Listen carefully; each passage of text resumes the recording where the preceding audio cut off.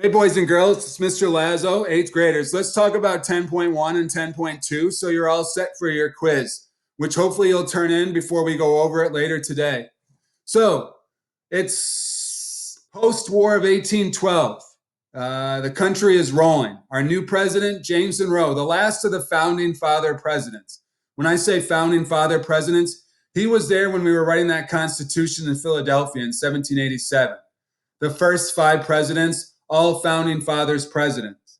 Now, during his presidency, the economy is rolling. He's taking steps and actions to actually increase business in the United States, something Thomas Jefferson did not do. Thomas Jefferson was laissez faire, leave it alone.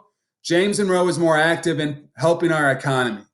We also have some senators and representatives across our country promoting things that they think would be good for their region or section of the country. We're starting to see regionalism.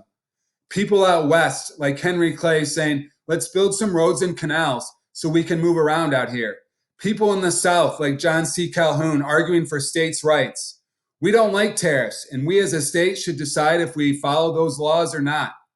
We have people from New England, like Daniel Webster, who are arguing for high tariffs to promote those New England factories and business. So in all three cases, you see regionalism. Again, people in certain parts of the country arguing for, hey, we should do this because it would help our part of the country. What else did you read about in 10.1? Well, the first Bank of the United States charter ran out. We had to decide, should we create a second Bank of the United States? We realized having a national bank kind of helps control our economy and money supply. And so we create the second national bank of the United States. What else is going on? One of the questions a couple of us got wrong on the quiz was about British dumping. Not a good thing for the American economy. When a country dumps their prices, they lower them and tries to put American businesses out of businesses. We sell cheap goods, so they buy it from us instead of buying American products. Think how much stuff we buy from China and Asia because they can make the goods cheaper there and they sell it to us at a cheaper price. That hurts American businesses. And the British tried to do this in the 1816. They tried to lower their prices and put Americans out of business. So how did we respond? Tariffs. Tariffs, those taxes on imported goods. So we come up with the same argument. Northerners like tariffs because it's protecting their business and encouraging Americans to buy American products that they're making. Southerners do not like tariffs. They see it as punishment. We could buy these goods cheaper from the British. So tariffs, once again, is dividing our country. We also had some Supreme Court cases that promoted the strength of our national government. And that's what that Supreme Court question was about. Basically, all of these cases provide some strength to our national government. And that was 10.1. And 10.2, we pick up James Monroe, still president, and now he's got to deal with Spain and Florida. Basically, Spain, they haven't really been around North America, and their power and control is growing weak, especially in Florida. It's overrun by Native Americans and escaped slaves, and they're causing problems for settlers in Georgia, right next door to Florida. So the United States government sends Andrew Jackson, a war hero from 1812, to go fix this problem, capture runaway slaves, and knock off all that Native American nonsense that's going down there. He goes down there and whips them into shape. Basically, he puts an end to all the tomfoolery down in Florida. And Spain, from a distance, is like, whoa, we have no control over that part of the world. We have no business being there. So instead of going to war with the United States, they just give us Florida. They just cede it to us. And that's a pretty sweet deal. 1819, the United States essentially gets the territory of Florida from Spain. Thanks, Spain.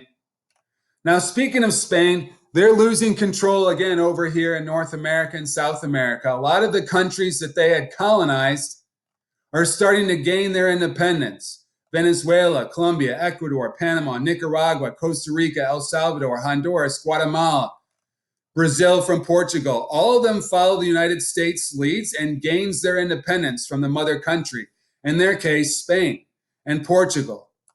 Now, we start to get worried that Spain, Portugal, even Russia might try to come back to this side of the world, plant their flag, and start colonizing again. And we don't want that. We want to protect our Latin American friends. We want to protect our trade.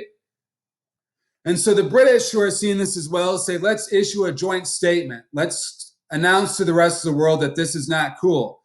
But James Monroe was like, nah, dog, let's not partner up. Let's do this all by our own. And the United States puts its big boy pants on and issues the Monroe Doctrine.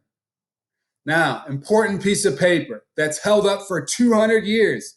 Basically, James Monroe told the rest of the world, do not come around this side of the world, the Western Hemisphere. America runs this territory now. Don't try to come back and colonize. Don't try to come and plant your flag. We run this world. You come over here, you're going to have to answer to us. But we run the Western Hemisphere. And for 200 years, that Monroe Doctrine has held true. No one's come back. No one's tried to colonize again. And that's because Uncle Sam and America, again, put our foot down with the Monroe Doctrine and said, no more colonization over here. And that was 10.1 and 10.2. Did this video help? Did you do better on your quiz? I hope so. We'll meet later today to Zoom and talk about where we're headed from here. But thanks for watching. Bye.